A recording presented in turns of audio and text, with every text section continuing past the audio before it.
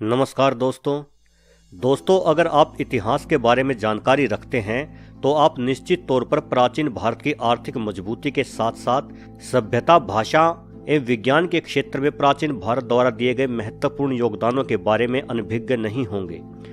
तमिल दुनिया की सबसे पुरानी भाषा मानी जाती है, जिसकी शुरुआत भारत में हुई। इसके अलावा संस्कृत को भी न सिर्फ हिंदी बल्कि सभी यूरोपियन भाषाओं की जननी माना जाता है। भारत ने ही पूरी दुनिया को पढ़ना लिखना सिखाया।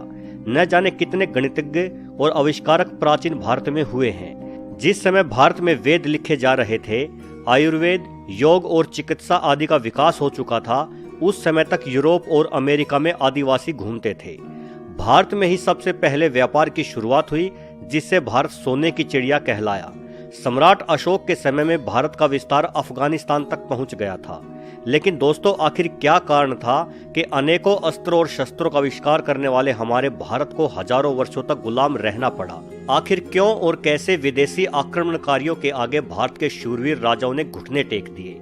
आज के इस वीडियो में मैं आपको 3 ऐसे महत्वपूर्ण हालातों के बारे में बताऊंगा, जिनके चलते पूरी दुनिया का विश्व गुरु कहे जाने वाले भारत का मध्यकालीन और आधुनिक इतिहास दरिद्रता और गुलामी में गुजरा। भारत में जैन और बौद्ध धर्म का उदय। बौद्ध और जैन धर्म की मूल शिक्षा अहिंसा है। जैन धर्म में तो अहिंसा परमो धर्म माना गया है। सम्राट अशोक के बौद्ध धर्म अपनाने के बाद उसने युद्ध करना बिल्कुल ही छोड़ दिया और अहिंसा का प्रचार प्रसार करने लगा। यहाँ तक कि उसने शिकार खेलने पर भी रोक लगा दी थी। युद्ध न करने के कारण सैनिक कमजोर पड़ते गए और वो अपनी सैन्य कला भूलते गए। इसी प्रकार से अहिंसा का प्रजा के बीच अधिक प्रचार करने से प्रजा भी अहिंसक हो गई, जो कि आसानी से किसी भी आक्रमणकारी का शिकार बन सकती थी। असल में अहिंसा भी एक बेहद कारगर हथियार है, लेकिन ये हर हालात पर लागू नहीं हो सकता। अगर कोई आपके घर के बाहर थूके और आप रोजाना मुस्कुराते हुए उस बंदे का थूक साफ करें, तो हो सकता है कि एक दिन उसे अपनी गलती का एहसास हो जाए और वो थूकना बंद कर दे। लेकिन एक गाल पर थप्पड़ खाने के बाद दूसरा गाल आगे करना अपने बचाव का एक बेहद हास्यास्पद तरीका है। ये ठीक वैसे ही है कि अगर कोई बदमाश हमारी बहन के साथ जबरदस्ती करे और आप उसके पास जाकर कहे कि भाई, तूने मेरी बहन की तो इज्जत लूट ली, अब मेरी माँ की भी लूट ले, और सोचे कि इससे उस बदमाश का हृदय परिवर्तन हो जाएगा।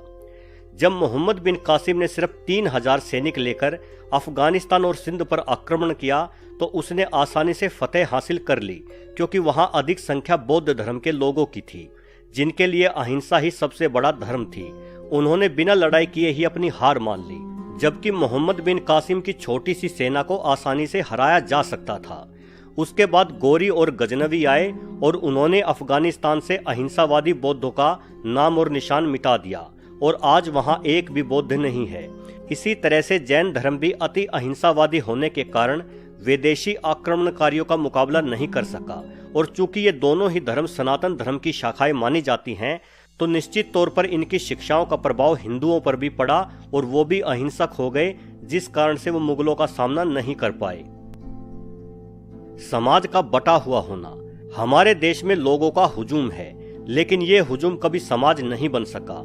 आज ही की तरह मध्यकालीन और प्राचीन भारत में भी 85% जनसंख्या वैश्य और शूद्रों की होती थी, किंतु शिक्षा पर अधिकार सिर्फ ब्राह्मणों का होता था और लड़ना सिर्फ क्षत्रियों का ही फर्ज होता था, जबकि क्षत्रियों की संख्या लगभग 5% ही थी। यानी जब बाहर से आक्रमणकारी हमारे देश पर हमला करते थे, तो सिर्फ 5% लोग ही उनका सामना करते थे और बाकी के 95% लोग दूर बैठकर तमाशा देखते थे। अगर कोई नीची जाति का माने जाने वाला व्यक्ति सेना में शामिल होना भी चाहता था, तो उसे लज्जित करके भगा दिया जाता था, भले ही वो कितना ही काबिल क्यों न हो। लेकिन मंगोल, तुर्क और अफगानी लुटेरों के समाजों की संरचना में ऐसे विभाजन नहीं थे। वहां कोई भी आदमी योग्य होने पर ज्ञान सीखकर सम्मान से जी सकता था या सैनिक बनकर अपने देश की हिफाजत कर सकता था। वहां एक खुली प्रतियोगिता थी, इसलिए युद्ध कौशल का बहुत तेजी से विकास हुआ। भारत में असमानता इतनी ज्यादा थी कि क्षत्रियों में भी आपसी फूट थी। क्षत्रिय खुद आपस में ही लड़ते रहते थे। इसी वजह से विदेशी आक्रमणकारियों ने एक एक करके सभी राजाओं को हराना शुरू कर दिया, क्योंकि वो सब मिलकर एक साथ उन लुटेरों का सामना नहीं करते थे। अंग्रेजों ने भी भारत में मौजूद इसी भेदभाव का खूब फायदा उठाया और हिंदू और मुस्लिमों के बीच में फूट डालो और शासन करो की नीति से अपना राज कायम किया। अफसोस की बात तो यह है कि हम भारतीयों में आज भी भेदभाव पूर्ण रूप से बरकरार है और जिसका फायदा आज भारतीय नेता भरपूर उठा रहे हैं। राजपूतों के बड़े बड़े उसूल। थाईलैंड के पास एक छोटा सा देश है वियतनाम, जिसने अमेरिका जैसी महाशक्ति को लगातार 20 सालों तक चले युद्ध में हरा दिया था। एक समय में वियतनाम के विदेश मंत्री भारत आए हुए थे।